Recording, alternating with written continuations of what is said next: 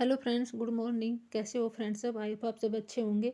Friends, आज मैं आपको गुलदावरी के प्लांट के बारे में बताऊंगी। आजकल शायद कोई ही गार्डन ये गुलदावरी या मम्स फ्लावर के बिना बेहद सुंदर दिखता होगा। गुलदावरी कलरफुल इतने सुंदर वाला प्लांट होता है कि इन्हें सभी लोग अपने गार्डन में बालकनी में लगाना पसंद करते हैं। तो फ्रेंड्स, गर्मियों से और ऋतु बरसात के मौसम से अब तक गार्डन में सभी लोग इसको लगाना पसंद करते हैं। फ्लावर भी इस पे बहुत सारे खिलते हैं। तब यह फूल सर्दियों में हमारे गार्डन में चार चांद लगा देता है। सर्दियों में तो बहुत ज़्यादा फूल आते हैं। अक्सर मैंने देखा है कि गुलदावरी में कुछ पौधों में अधिक फूल खिलते हैं, तो कुछ में बहुत कम या नाम मात्र के फूल खिलते हैं। तो मैं बताऊंगी ऐसे पौधों की प्रॉपर केयर न होने के कारण हो सकता है। आज मैं आपको इस वीडियो में इसी बारे में बताऊंगी गुलदावरी के पौधे की देखभाल कैसे करनी चाहिए, आप उसको कैसे ज़्यादा उसके फ्लावर ले सकते हैं। तो वीडियो को लास्ट तक देखना। और फ्रेंड्स देखो, मेरे प्लांट में भी कितनी सारी बर्ड्स आई हुई हैं, और तो मेरे साथ बने रहे तो मैं आपको बताती हूँ। आमतौर पर मैंने देखा है कि पौधे की अच्छी तरह विकसित ना होने के कारण कम से कम आप इसको छोटे प्लांट में लगा देते हैं, तो इसलिए इसी वजह से भी ये ज़्यादा ग्रो नहीं कर पाता है। तो इसकी जड़ों को सहारा देने के लिए तो कम से कम आपको 12 इंच का तो गमला लेना चाहिए, जो उसमें ड्रेनेज अच्छा हो। ड्रेनेज होल की वजह से ही उसमें इसका पानी निकलता रहे। तो क्योंकि क्या होता है कि अगर पानी रुक भी जाएगा तो ना इसमें सड़ने का डर रहता है। तो आजकल आप इसको कम से कम 5-6 घंटे की धूप दे सकते हैं, सीधी धूप में रख सकते हैं। और गर्मियों में तो इसको बिल्कुल भी धूप में नहीं रखना है। तो मैं बात कर रही हूँ सर्दियों की। तो अभी सर्दियों में आप कम से कम इसको 5-6 घंटे की धूप दीजिए, धूप में रखिए। अगर आप धूप में भी नहीं रख सकते हैं तो ऐसी जगह लगाइए जहाँ कम से कम दिन की रोशनी पड़ती हो। गुलदावरी पौधे की जो जड़ होती है उथली जड़ प्रणाली होती है, तो कम से कम हमें इसको अवशोषित करने के लिए इन्हें बसंत और गर्मी पतझड़ में कई महीनों में कई बार पानी देने की आवश्यकता होती है। लेकिन ध्यान रखिए फ्रेंड्स, अगर ओवर वाटरिंग करते हैं आप तो इसकी जड़ें सड़ जाती है, इसमें फंगस लगने का भी डर रहता है। तो आप सर्दियों में पानी तब दे इसको, तब इसकी मिट्टी सूख जाए, बिल्कुल ड्राई हो जाए, कम से कम 1 इंच ड्राई हो जाए मिट्टी, तब इसको पानी दे। और इसकी पत्तियों पे पानी ना डाले सीधे से, आप हो सके तो सीधा इसको गमले में ही पानी दे। क्योंकि क्या होता है अगर इसके फूलों पे आप पानी दोगे तो फूल भी खराब होने के, इसके फ्लावर खराब होने का डर रहता है। तो आप हो सके तो इसका सीधा इसके गमले में ही पानी दे। तो मैं बताऊंगी इसके आगे फर्टिलाइज़र की भी बताऊंगी मैं कि इसमें कौन सा फर्टिलाइज़र देना है।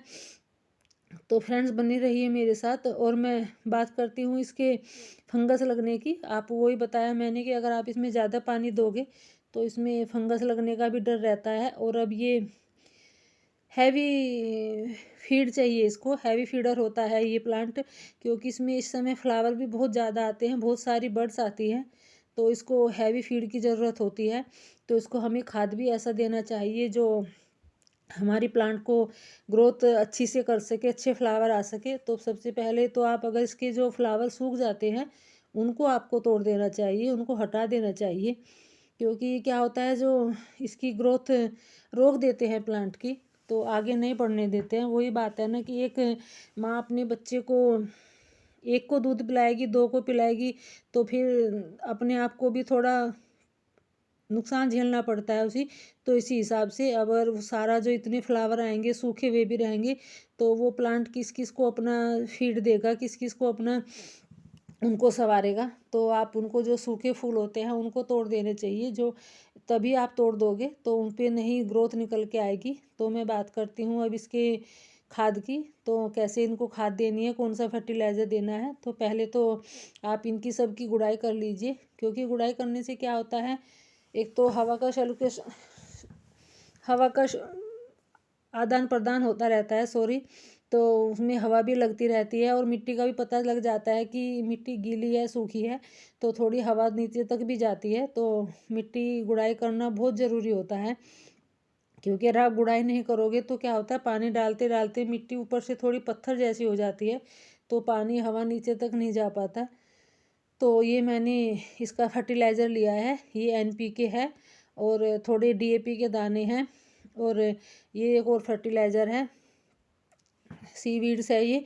तो फ्रेंड्स आप इनको दे सकते हैं, बहुत ही अच्छा फर्टिलाइज़र होता है ये। अगर आप इनको भी नहीं दे सकते तो फिर आप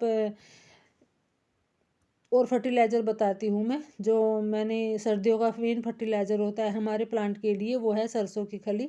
सरसों की खली बहुत ही अच्छा फर्टिलाइज़र होता है, होममेड है। होममेड भी नहीं है पर किसी सभी के यहाँ नहीं मिलता है, ऐसा नहीं है।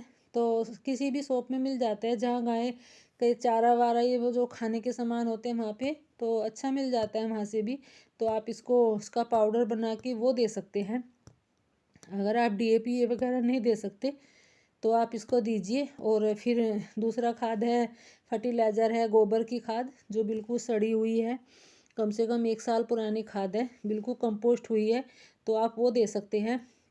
बहुत ही अच्छी खाद होती है, डिकम्पोस्ट भी जो होती है ये गोबर की कावडन कंपोस्ट होती है, जो ये भी होममेड होती है, तो सभी के यहाँ मिल जाती है, नर्सरी से भी मिल जाती है, तो आप उसको दीजिए। तो मैं तो अभी उसको ही दूंगी, क्योंकि मैंने अभी खली जो सरसों की खली है वो पाउडर तो नहीं दूंगी, मैंने अभी पीछे एक और वीडियो बनाई थी तो वो दिया था मैंने ये सरसों की खली का तो फर्टिलाइज़र। तो मैं इसमें गोबर की ही खाद दूंगी, तो मैं 2 मुट्ठी खाद लेके इसकी मिट्टी में मिला दूंगी। क्योंकि फ्रेंड्स अगर आप ऊपर से डाल दोगे तो ऐसे भी खाद नहीं मिल पाएगी। तो अगर आप गोबर की खाद डालते हैं तो इसकी मिट्टी में अच्छे से मिला दीजिए, और पानी तभी दीजिएगा तभी बिल्कुल ड्राई हो जाए, बिल्कुल सूख जाए मिट्टी। तो पानी ऐसे ओवर वाटरिंग ना करिए।